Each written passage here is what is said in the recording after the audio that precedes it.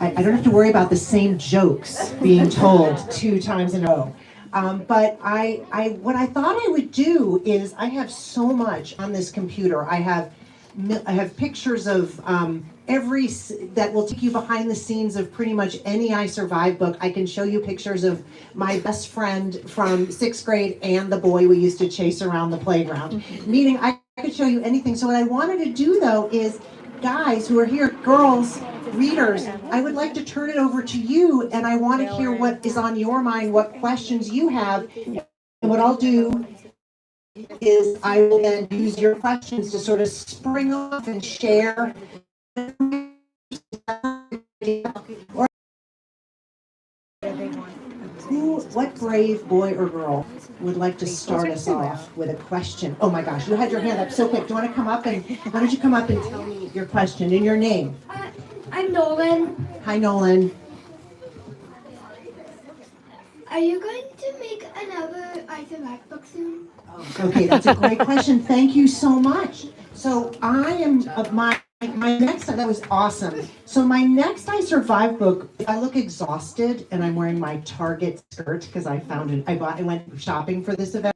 Book, which comes out not till next October, Nolan. That's the chapter book. So I'll have a chapter book coming out in October and then a graphic novel coming out in August. So I'll tell you about the chapter book because that was why I've been staying up until 2 a.m. and waking up at 5 a.m. and working around the clock.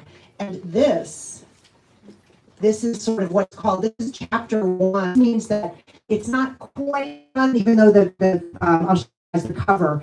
But Nolan, do you read it to everyone? Just quickly the first chapter to get feedback. But then if you don't like it, I'll have to run home. I'll have to drive home like 4 hours till I redo it. Then my editor Katie will send like the FBI. I'm gonna do this. Is this okay? I'm gonna do something. I'm gonna put you guys through an experiment, a painless experiment. So what I want to do is I'm not going to tell you anything about this book. You see the book. You might not know anything that it's about. And then I'm going to read you the really, really short first chapter, which will take me about 2 minutes. And then I'm going to hear from you if you want to keep reading the book. Is that okay? Okay. I'm just going to go cold, and because that's sort of what happens. I mean, the thing about the I Survive series, which is now, I've been doing it for 15 years. Look at this. Is that some of the books, and can you guys see up there? I'm sort of in the way.